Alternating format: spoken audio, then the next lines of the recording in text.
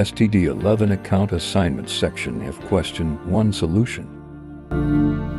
There's a beauty in the way you're warm and the sharpness of your thorns so vibrant. Hello વિદ્યાર્થી મિત્રો, આજે આપણે ધોરણ 11 commerce assignment એકાઉન્ટમાં section F chapter number 2 ભાગ 2 chapter number 5 section F માં 11માં દાખલાનો પહેલો પ્રશ્ન જોઈશું. પહેલા આપણે હવાલાથી ચાલુ કરવાનું, કારણ કે હવાલા પહેલા પૂરા થઈ જશે તો આપણે સરળતાથી પૂરું થઈ જશે. પહેલા જોઈશું પહેલો હવાલો, આખર માલ સ્ટોક. આ હવાલો છે, જો આપણે સાદી અહીંયા આપી હોત તો આપણા વેપાર ખાતામાં જમા બાજુ લખી દેવી છે, પણ આ હવાલો છે જેથી આની બે અસર થશે. પહેલા થશે વેપાર ખાતાની જમા બાજુ અને પાકા સરિયાની મૂડી મિલકત લેના બાજુ. એટલે આપણે પહેલા કરીશું શરૂઆત.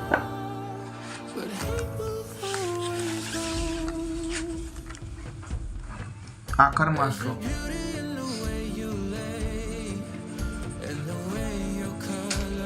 1,83,000. વિદ્યાર્થી મિત્રો, રકમ લખતી વખતે ખૂબ જ સાવચેતી રાખવી, નકર કારણ કે એક ઝીરોના કારણે તમારો આખો 11 માર્કનો દાખલો ખોટો પડી શકે છે.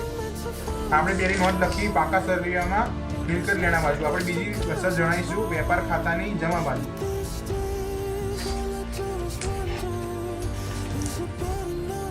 આખર માલ સ્ટોક 1,83,000. આપણે જેમ જેમ હવાલા પૂરા થતા જાય તેમ ટીક કરતું રહેવું, એટલે ફેરથી હવાલો આપણા જોડે આવે ના.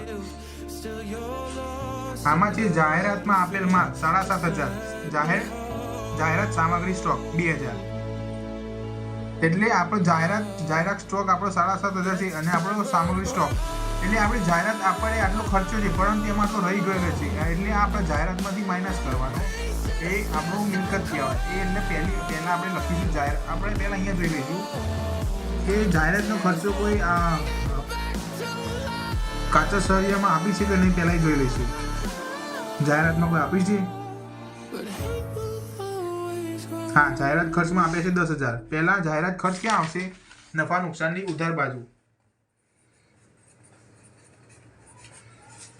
અંદર જ લખવાનું, કારણ કે આની 2 આવશે. કાચા સરિયાની જાહેરાત ખર્ચ કેટલો છે? 10,000. આપણે 10,000 લખ્યો. હવાલામાં શું આપેલું છે કે જાહેરાતમાં આપેલ માલ 7,500 અને સામગ્રી સ્ટોક 2,000 છે, એટલે એમાં પ્લસ વધારો 7,500 છે, એટલે એમાં વધારો કરવાનો.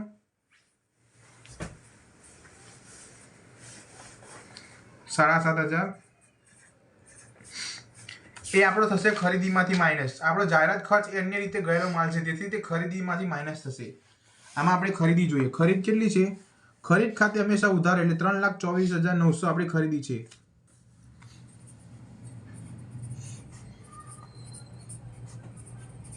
આપણે જોડે જોડે વેચાણ પણ લખી દઈએ. વેચાણ કેટલું છે? 8,80,000. ખરીદીમાંથી આપણે માઇનસ કરવાનું છે જાહેરાત માટે આપેલ ખર્ચ. કેટલા છે? 7,500. આપણે બાદ બાકી સરળ પછી કરીશું. આ 2,000 જાહેર આપણે જે માલ સામાન આપ્યો તો જાહેરાત કરવા માટે, તેમાંથી 2,000 વધ્યો છે, એટલે વપરાય નથી, એટલે આપણે મિલકત કહેવાય. એટલે આની અસર થશે પાકા સરિયામાં મિલકત લેના બાજુ.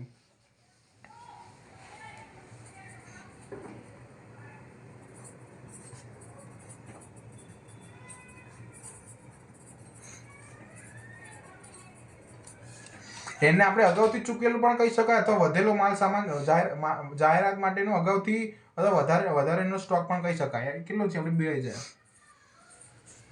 આપણે થઈ ગયું. બીજા નંબરનો હવાલો 10,000નું ઉધાર વેચાણ ભૂલથી ઉધાર ખરીદી તરીકે નોંધાયેલું છે.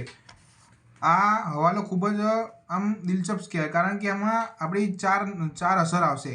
એક આવશે જેમ કે ઉધાર કરવાનું હતું પણ આપણે ખરીદીમાં નોંધેલ છે, એટલે વેચાણમાં આવશે, ખરીદીમાં આવશે, દેવાદારમાં આવશે અને લેણદારોમાં આવશે. શું છે? ઉધાર ભૂલથી ઉધાર ખરીદ આપણે વેચાણ હતું, એટલે પહેલા વેચાણમાં તો પ્લસ કરવાનું જ રહી ગયેલ, અને આપણે ભૂલથી ખરીદીમાં નોંધી લીધું હતું, એટલે ખરીદીમાંથી માઇનસ, એટલે ભૂલથી નોંધેલ. કેટલું? 10,000. આપણે ભૂલથી ખરીદીમાં નોંધેલું છું એટલે આપણે લેણદારમાં પ્લસ કરેલું હશે એટલે લેણદારમાં 10,000 માઇનસ અને દેવાદારમાં 10,000 પ્લસ કરવાના. પહેલા તો આપણે દેવાદારો અને લેણદારો લખી દઈશું. આપણા દેવાદારો કેટલા છે જોઈએ. દેવાદારો 2,20,000 અને લેણદારો કેટલા છે 1,65,000. એમાંથી આપણે દેવાદારોમાં પ્લસ કરવાનું કારણ કે આપણે વેચાણ કર્યું તો ઉધાર વેચાણ એટલે આપણે દેવાદારોમાં પ્લસ થશે એટલે નહીં નોંધેલ.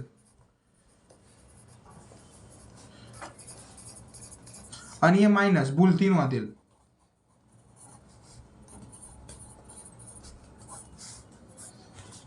આપણું ત્રીજા નંબરનો હવાલો અહીંયા પૂરો થાય છે. દેવાદારોમાંથી 30,000 ગાલખાત તરીકે માંડી વાળવાના છે અને 10,000 ગાલખાત અનામત રાખવાની છે. આપણે પહેલા ગાલખાત માંડી વાળીશું માઇનસ ગાલખાત હવાલાને અહીંયા લખવું જરૂરી છે. 30,000 માઇનસ એટલે આપણે અહીંયા કેલ્ક્યુલેટરની જરૂર પડશે. દેવાદારો કેટલા હતા 2,20,000 પ્લસ નહીં નોંધેલ વેચાણ 10,000 એ બરાબર માઇનસ 30,000 એ આપણું ગાલખાત કહેવાય. આપણા આયા 2 લાખ રૂપિયા અહીંયા નીચે. હવે એમાંથી શું કીધું છે 10% ગાલખાત અનામત રાખવાની છે એટલે 2 લાખમાં 10% એટલે 20,000 થાય માઇનસ 10% 1,80,000 આપણા 20,000 અહીંયા ગાલખાત અનામત તરીકે રાખવાના છે માઇનસ. હવે ગાલખાત અનામતનું કોષ્ટક નફા નુકસાનની ઉધાર બાજુએ બનાવવાનું. ગાલખાત અનામત કા હ આવી રીતે યાદ રાખવાની. ગાલખાત કાચા સળિયાની, ગાલખાત હવાલાની, ગાલખાત અનામત હવાલાની, ગાલખાત અનામત કાચા સળિયાની. આ બધા પ્લસ કરવાના એમાંથી આ માઇનસ કરી દેવાનું. આપણું ગાલખાત હવાલાની કેટલાની હતી 30,000ની. ગાલખાત અનામત કેટલી હતી 20,000ની. હવે અહીંયા જોઈશું ગાલખાત આપી છે કે નહીં આપી. હા આપી છે. ગાલખાત કેટલી છે 33,000. ગાલખાત કાચા શેરની 33,000 છે અને અહીંયા ગાલખાત અનામત કાચા શેરની 49,500 છે એટલે આપણે અહીંયા ટીક કરી દઈશું. આપણો અહીંયા બી આ હવાલો પૂરો થાય છે. મૂડી પર 10 લેખે વ્યાજ. અહીંયા આપણે પહેલા પાકા સળિયામાં મૂડી દેવાનું કોષ્ટક બનાવી દઈશું.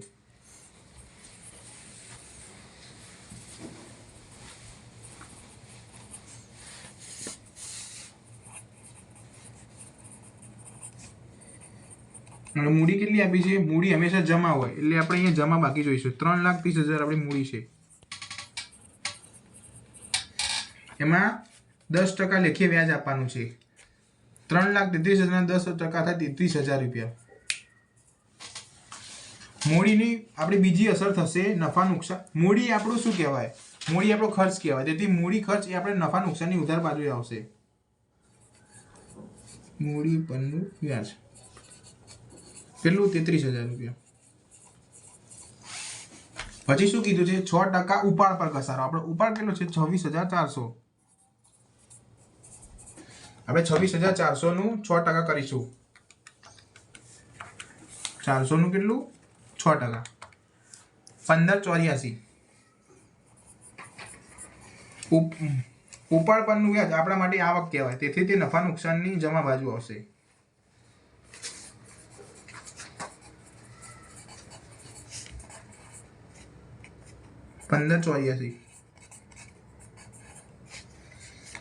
હાલો પાંચમો હવાલો પણ પૂરો. આપણે કયા લખ્યા દેવાદારોને આપણે મૂડી અને એમાં ટીક કરી દઈશું. હવે આ કાયમી મિલકત ઉપર 10% લેખે. આપણે અહીંયા હવાલામાં જોવાનું કાયમી મિલકત કેટલાની છે 4,80,000ની. આપણી મિલકત કહેવાય એટલે પહેલાં તો એની નોંધણી મિલકત લેણામાં કરીશું. મિલકતો 4,80,000.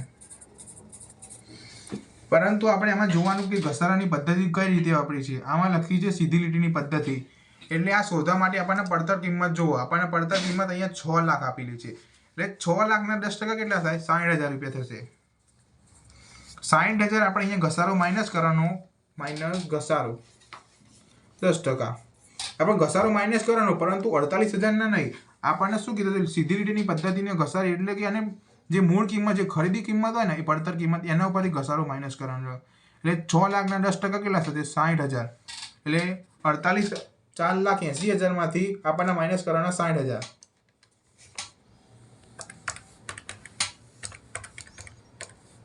આવશે 4,20,000.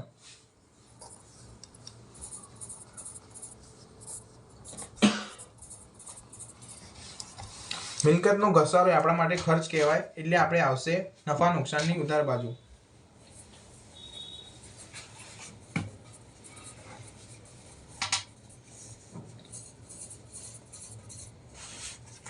આપણે બધા હવાલા અહીંયા પૂરા થઈ ગયા છે. હવે આપણે બધું લાઈન સર જોઈશું. કેટલા કાચા સળિયાના બાકી છે.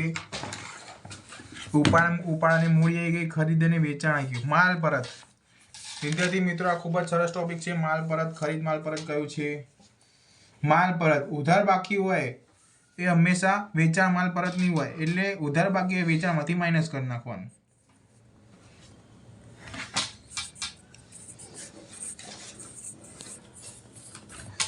માઇનસ ખરીદ પરત 22,000.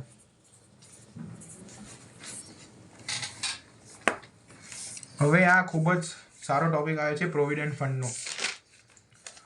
પ્રોવિડન્ટ ફંડ કોને કહેવાય? આપણે આપણા કર્મચારીઓના થોડા રોકાણો કરીએ એમના તરફથી, અને એને પ્રોવિડન્ટ ફંડ કહેવાય. સીધી રીતે કહીએ તો પ્રોવિડન્ટ ફંડ કેટલું છે? આપણું દેવું કહેવાય. પ્રોવિડન્ટ ફંડ 1,10,000 છે. દેવું કહેવાય એટલે મૂડી દેવામાં આવે. આપણે PF લખીશું 1,10,000. પ્રોવિડન્ટ ફંડમાં ફાળો. પ્રોવિડન્ટ ફંડમાં ફાળો એટલે આપણા તરફથી નાખીએ એટલે આપણો ખર્ચો કહેવાય. PFમાં ફાળો કેટલો છે? 11,000. પ્રોવિડન્ટ ફંડમાં રોકાણ એ આપણું મિલકત કહેવાય. આપણું મિલકત કેટલું છે? 1,10,000. મિલકત શેમાં આવે? પાકા શેરમાં મિલકત લેણામાં જવું.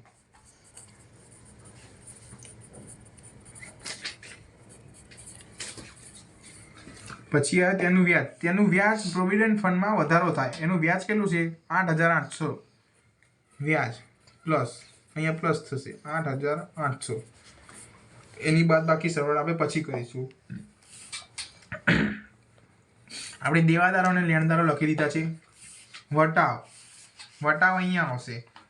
અહીંયા ઉધાર આપે છે એટલે આપણે નફા નુકસાનમાં ઉધાર બાજુ કેટલા લખીશું? 50,600 અને જમા બાજુ 15,400. આપેલ વટાવ છે. આપેલ વટાવ 50,600 અને મળેલ વટાવ છે 15,400.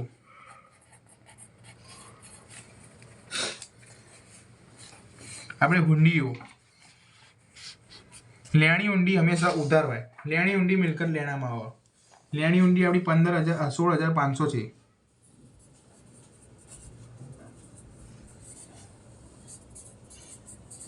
અને દેવી ઊંડી આપણી 27,500.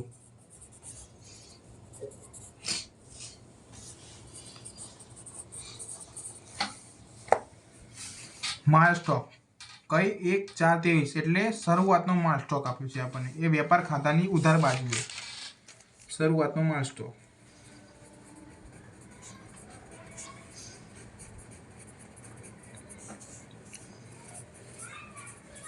આમ તો વિદ્યાર્થી મિત્રો શરૂઆતનો માલ સ્ટોક ઉપર લખવો જોઈએ, પરંતુ જગ્યા નથી છોડી એટલા માટે અમે નીચે લખેલ છે, પણ તમારે ઉપર જ લખવાનું.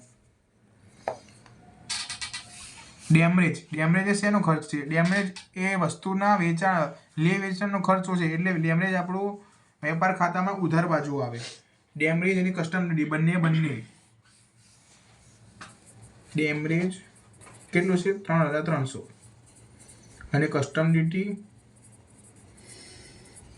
21,000. આપણે બંને થઈ ગયા. વેપારી ખર્ચા એટલે લોકો ભૂલ શું કરે? વેપારી ખર્ચા એટલે એ વેપારને લગતો ખર્ચો સમજીને તે વેપાર ખાતામાં લખી દે છે, પરંતુ નહીં. વેપાર ખર્ચ આપણો ખર્ચ કહેવાય. તે નફા નુકસાનની ઉધાર બાજુ આવે. વેપાર ખર્ચા આપણો 1,00,000 રૂપિયા છે. રોકડ શિલ્લક અને બેંક શિલ્લક આપણી મિલકત કહેવાય. એટલે મિલકત લેણાની ઉધાર પાકા શરણમાં મિલકત લેણા બાજુ આવશે રોકડ શિલ્લક અને બેંક શિલ્લક. રોકડ શિલ્લક છે આપણી 10,000 અને બેંક શિલ્લક છે 35,100. આપણે પૂરો આ જાહેરાત ખર્ચનો એ બી પતી ગયું. અને અન્ય આવકો આપણી નફા નુકસાનની જમા બાજુ હોય. અન્ય આવકો છે આપણી 19,600. હવે આપણે આનો ટોટલ દાખલાના અંત તરફ જઈ રહ્યા છીએ. આપણે પહેલાં અહીંયાનું ખરીદી અને વેચાણનું 12 જે રકમ આવતી પહેલાં શોધીને લખી દઈશું. ખરીદી હતી આપણી 3,24,900 3,24,900 માઇનસ જાહેરાત ખર્ચ 7,500 માઇનસ ભૂલથી નોંધેલ માઇનસ ખરીદ પરત 22,000. આપણું 12 આવશે 2,85,400.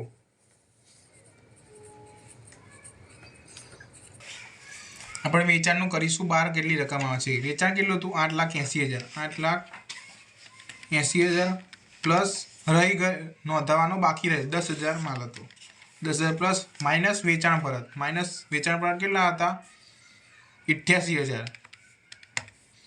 12 રકમ આવશે 8,02,000.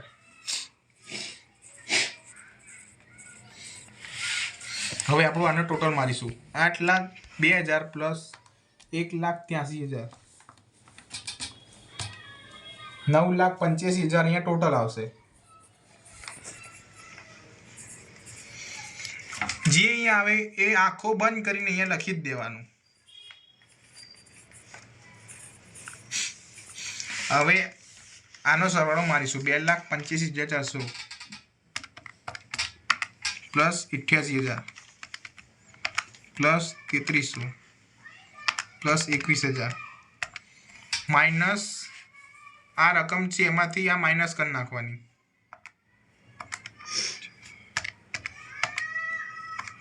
5,87,300 આનો ટોટલ કાચો નફો આવશે.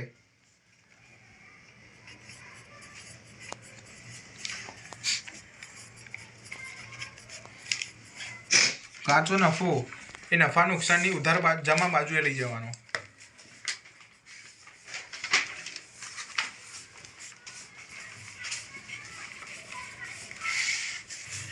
પહેલા આપણે જમા બાજુ જે સાઈડનો ખર્ચ જે સાઈડનું વધારે લાગતું હોય રકમ એ સાઈડનો પહેલાં આપણે સરવાળો કરી નાખવાનો. પહેલાં આપણે આ કરી નાખીએ 17,500. પહેલાં બધી રકમ બહાર લાવી દેવાની.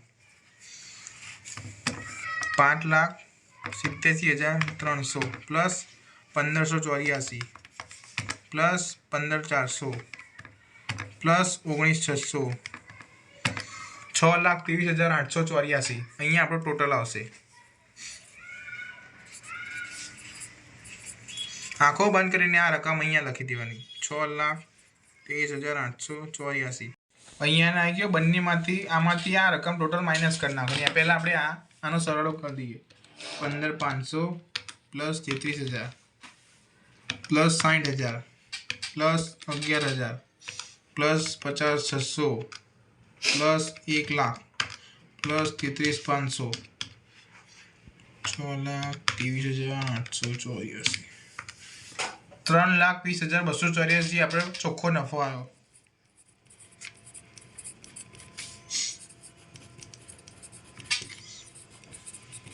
ચોખ્ખો નફો મૂડીમાં નફામાં વધારો કરવાનો 3,20,284. પહેલાં આપણે બધી રકમ બહાર લાવી દઈશું.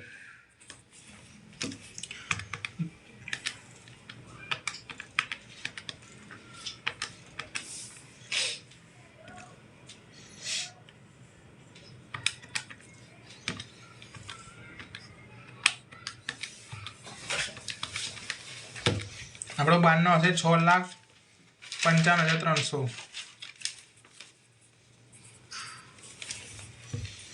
અહીંયાથી 1,65,000માંથી 10 લાખ માઇનસ કર્યું 1,55,000. અહીંયા 1,10,000માંથી 8,800 પ્લસ કરવાના.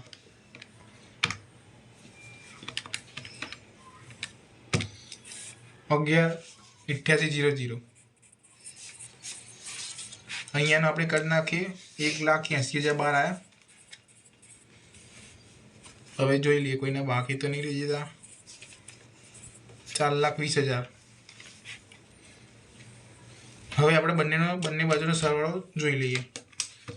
6,55,300 6,55,300 પ્લસ 1,55,000 પ્લસ 11,88,00 પ્લસ 27,500 9,56,600. આપણું એક સાઈડનું તો આવી ગયું છે. હવે આપણે બીજો સાઈડનો બી કરીએ. 2,000 plus 1,80,000 plus 4,20,000 plus 1,10,000 16,500 plus 10,000 plus 3500 1,83,000 9,56,600. બે સાઈડનો બી સરવાળો આવી ગયો છે. 9,56,600. આપણે હવે પેલામાં જોઈ લઈએ કે આપણો જવાબ આવી જશે કે નહીં આવતો. આપણો કાચો નફો આવે છે 5,87,300. આવી ગયો આપણો 5,87,300. આપણો ચોખ્ખો નફો આવે છે 3,20,284. આવી ગયો આપણો ચોખ્ખો નફો. હવે પાકા સરવૈયાનો સરવાળો 9,56,600 આવી ગયો. બંને બાજુ 9,56,600. આપણા 11 માર્ક પૂરેપૂરા કન્ફર્મ.